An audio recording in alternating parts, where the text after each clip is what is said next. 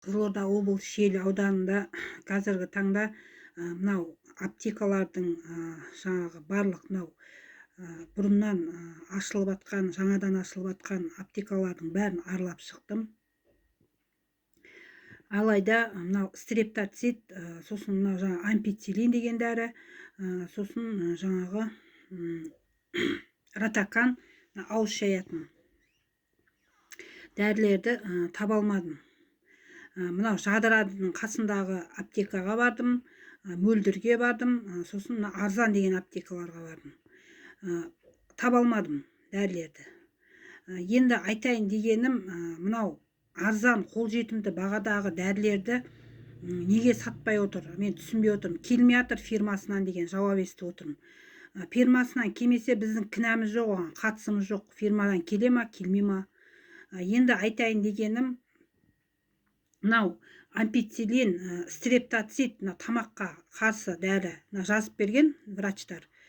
Сосын ампицилин деген дәрі, міне қарапайым жаңағы арзан бағадағы дәрілерді ала алмасақ, қымбат дәрілер бар дейді. 2,5 мың, 3 мыңнан басталады дейді антибиотиктер.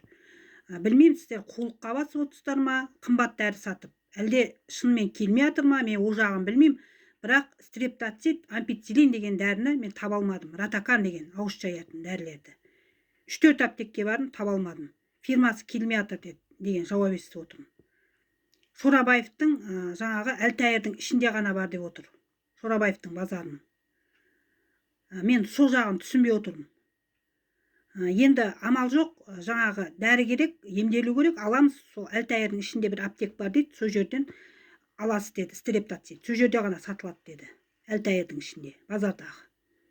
Бұл енді сонда кәдімгі Мөлдір деген заңды аптектерде, келісім шартпен ашылып отқан аптектерде сатылмаса, ондай аптектердің бізге не керегі бар? Еш жерде дәрі жоқ, еш жерде алынбаған, заказ бердік, келмей жатыр. Міне осындай сылтауды естіп отырмыз. Енді айтайын дегенім, мынау Нұрлан деген егесіне, мынау Мөлдір аптекасының егесіне айтатыным. Мынау стрептоцит деген дәрі, ротакан, ампицилин, тамақтың дәрілері, көздің, мұрынның дәрілері, құлақтың дәрілері табылмай отыр. Антибиотиктер табылмай отыр. Қолжетімді бағада. Инвалидтерге, сосын төмен отбасылар, осал топтағы кісілерге. Біз сіздердің 3,5 мыңнан, 5,5 мыңнан, 10,5 мыңнан басталатын дәрілеріңізді ала алмаймыз сіздердің. Өйткені біздің қалтамыз көтермейді, 81 мың пенсия аламыз біз. Инвалид ретінде 2-ші топтағы.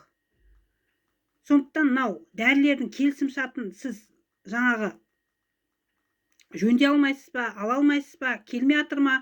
Онда ондай аптекті жабу керек деп ойлаймын. Өйткені себебі біз ала алмаймыз біз сіздің. Ол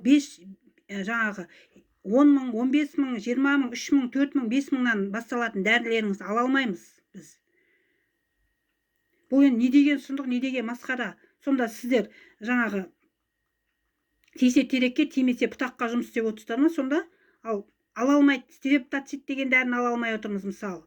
Ротакан, ампицилин деген дәрілерді, мысалы. Қолжетімді бағада. Енді мен білмеймін, жаңағы Райсавет жақтағы аптекке барам, Қалимаш деген кісінің аптегіне. Бірінші күні. Сол жерден табылмаса, мен білмедім. Барлық аптекті шарлап шықтым, таба алмадым. Аудан бойынша келмей жатыр, келісім шарты жоқ, ондай-бұндай деп. Шарт салды жаңа. Енді айтайын дегенім, ол дәріні сататын болыңыздар, болмаса аптектеріңізді жапсаңыздар, сіздерге өтініш айтам.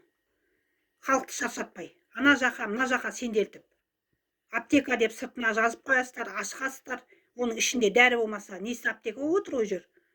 Сол жағын мен мынау жаңағы Нұрлан деген кәсіпкер, Мөлдірдің егесі, бұрыннан келе жатқан аптека. Сосын Жадыра жақтағы аптека, міне. Жалпы аптекерлерге айтатыным, келісім шарттарыңызды, фирмадан дәрілер келмей жатыр, өйтіп жатыр, бүйтіп жатыр деген сылтауларыңыз көбейіп кетті кейінгі кезде. Ол налогтарыңыз қымбаттаса, басқа да жағдай болса, оған біздің ешқандай қатысымыз жоқ. Налогты қымбаттатып жатқан біз емес, инвалидтер емес, жаңағы налогты төлейтін жаңағы мынау 4 налогтарыңыз бар ғой өздеріңіздің. Оны жаңағы қымбаттатып, барлығын оборудование қой, анау қой, мынау қой деп біз сіздерге ультиматум беріп жатқан жоқпыз. Сондықтан ең болмаса қарапайым мынау стрептоцит, ампицилин деген, ротакан деген дәрілерді сатуға болады ғой, мысалы. Сол жөнінде мынау көмек беруді сұраймын. Мынау жаңағы Атамекен жаңағы кәсіпкерді қолдау бөлім басшысына, аудандық, сосын кәсіпкерлік бөлім басшысының назарына, сосын мынау Жандарбеков әкім Айтбай Жандарбековтің назарына, Тұрабаев Мұраттың назарына ұсынамын. Мына мәслихат депутаты. Дәрі жоқ ауданда. Барлық аптекке бардық. Соны түгендеңіздер. Аралаңыздар аптектерді. Халықтың денсаулығына, халықтың жаңағы қолжетімді бағада дәрі алуына көмек беріңіздер. Сіздерге өтініш айтып отырмын.